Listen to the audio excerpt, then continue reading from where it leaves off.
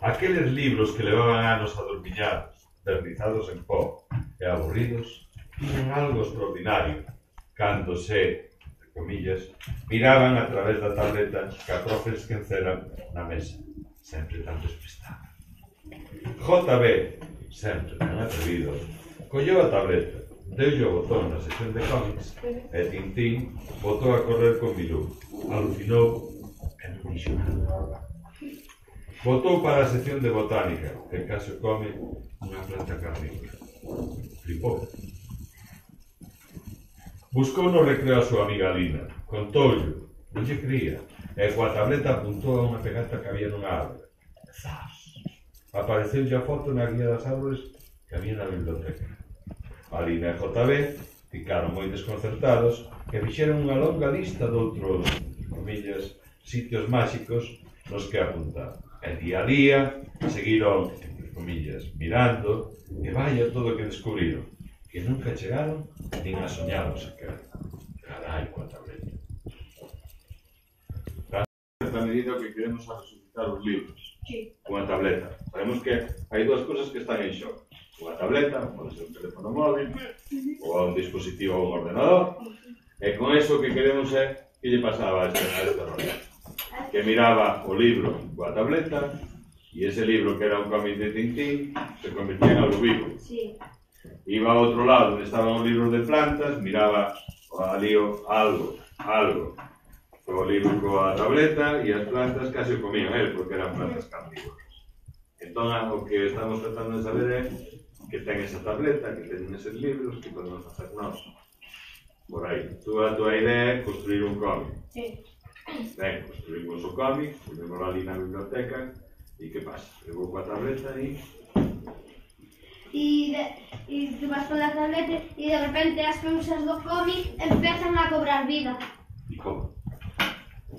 Non sei, como si por un hechizo máxico... Maxia. Pablo, vamos a necesitar que fai falta moita maxia aquí. O único mago que hai aquí nesta clase é este señor. Ya. Un dispositivo. Rosa, me gusta algo máis. Eso é o que iba a decir yo, un dispositivo. Pero vamos ahora, vostedes o vosso turno ahora. ¿Tú crees que esa tableta ten algo que permite... ¿Cómo? ¿De? De realidad virtual. De realidad virtual. ¿De realidad virtual? Sí. Sí. Porque aparecen en 3D as ¿Qué cousas. é a realidad virtual? Por favor, podelo explicar. Un momento, este grupo, logo va desordenais. Pois que ten un dispositivo Sí. no que A ver. un dispositivo no que os personaxes dos libros os vídeos pois aparecen así como de repente proxectados. E o libro proxectado. ¿Proxectado en donde? Na realidade. Na tableta? Non na realidade. Na realidade. Aquí na clase, por exemplo. Sí. Tú tens información que eu non teño. Tú tens experiencia deste. Os libros en 3 dimensións. En 3 dimensións. Podrás explicar algo poquinho mellor eso? A profe ten unha aplicación na súa tableta que sirve para... que ten libros descargados que sirven para ver as cosas en 3 dimensiones, como se salieron de la pantalla. Como si se pudieran tocar. Como si se pudieran tocar. ¿Y tú crees que eso existe? Sí. Sí. Tú tamén crees que existe.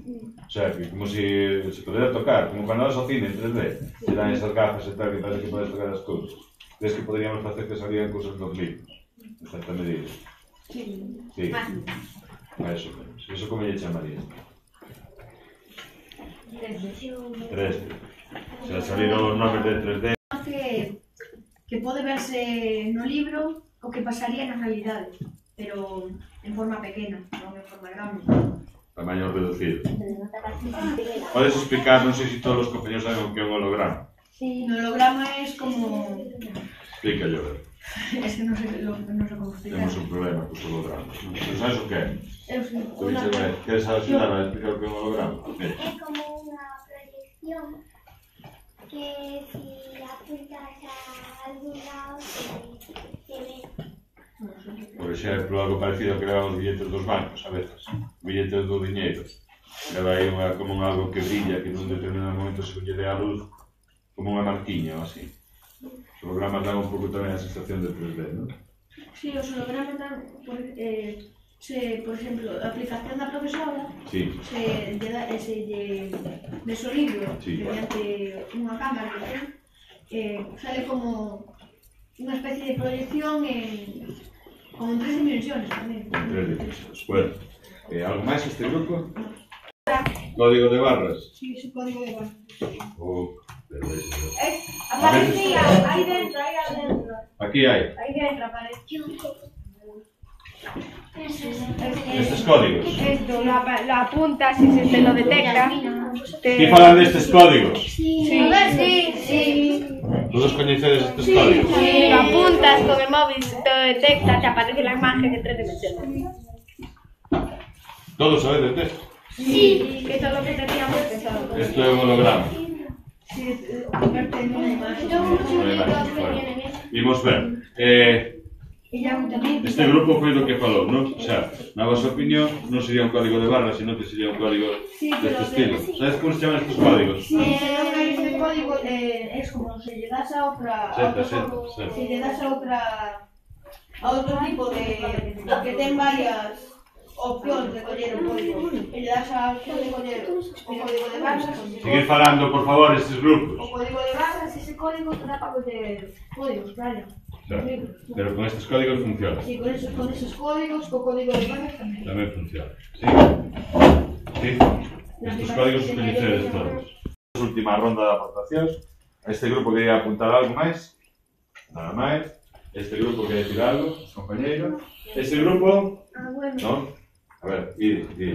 Que a aportación que dio Diego está moi ben, pero o quiso explicar moi ben Diego o do código de barras, pero non le saleulle así un poquinho... Por qué? Porque non podes decir. Te explicaron ben, ou non? Sí, lo explicaron bien, pero se parecía... Sí, pero non importa, a ver, que se confundan non hai problema, o importante é que a mensaxe chegara.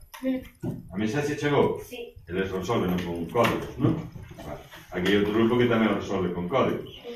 E logo hai magias, efectos especiais, hai outras cousas por aí. Pero hai os grupos que van apostan polos códigos, non? Ben, algo máis? Ese grupo, a ver, Diego. Yo solo te quería hablar de lo que estuviste hablando tú, del dinosaurio, que también puede ser controlado, puede ser pequeño, que esté controlado, pero que después lo aumenten. Pode ser, eu sei algo do de Parque Xurásico, non moito sei que se usou ese tipo de técnica, vale? Un pouco así, pero non sei moito. Vale, ben. Una aplicación que sirve para que te cobren vida os... E esa aplicación cal é? Como se chama? Se llama... a ver... Entercode. Color App.